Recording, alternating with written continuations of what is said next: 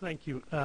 Commissioner Hall, you were talking a moment ago before we broke about the manufacturing sector and the beginning to see some upticks there, and then the influence of other sectors on the manufacturing sector, and particularly interested in, I guess, the what is broadly characterized as in the mining, which would include the oil field expansions.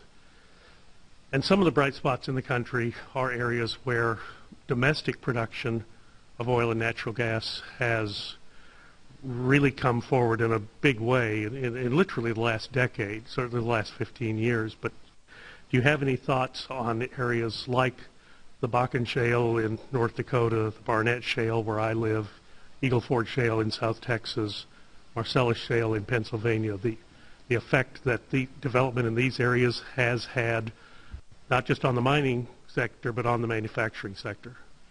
Yeah, I don't know a lot about the specifics, but I can tell you that the mining sector has been somewhat recession-proof. We've continued to have job growth in mining throughout the recession, and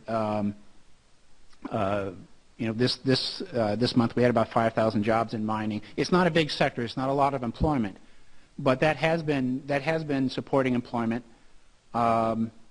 And places like you mentioned North Dakota. North Dakota has the lowest unemployment rate in the country, and it seems to be largely based on growth in mining employment. So that may be related. I just don't know enough about the specifics.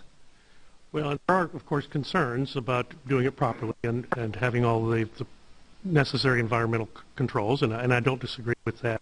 But I'll just tell you, in North Texas, where the Barnett Shale is, where I live, we found out about the recession a year after it started. December of 2007, I believe, is when the economists pinpoint the start of the recession nationally.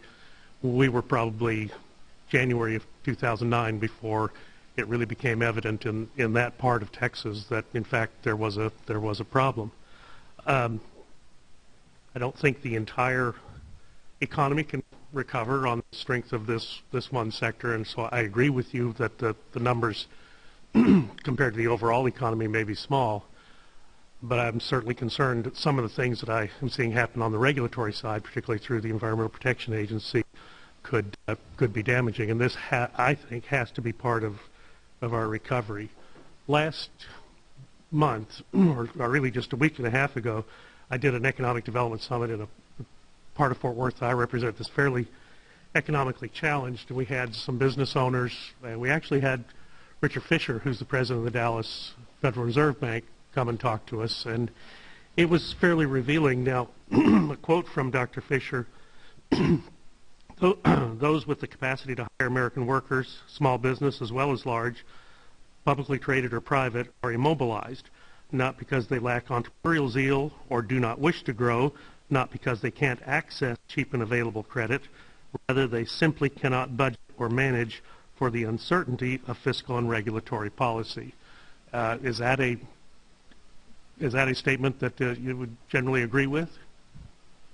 Yeah, I think I'd like to not comment on that sort of thing, given my role. Okay, I will then, and I think he's right on the mark, and I guess the bigger question for up here, I mean, we are receiving some numbers, and the numbers today look better than they have perhaps in previous months, but then by your own admission, at this rate of growth, to get back to pre-2008 levels, we're not going to get there. And not just for the last month, but if you broaden it out to the past 12 months, 3 years into this administration, continuing following the trajectory, we don't get back to pre-recession levels. But I guess the bigger question is, and I had some small business owners as part of that economic development summit, and I mean, they kept talking about the crushing burden of paperwork, the uncertainty regarding financial regulations, healthcare regulations, environmental regulations, and it's no great surprise they're in a hunker-down mode because they just don't know what the future is going to bring. I hope when we have these visits in the future that you bring good news to us, but honestly, I think we've got a lot of work to do on the regulatory end here in the People's House. So thank you, Mr. Chairman. I'll yield back.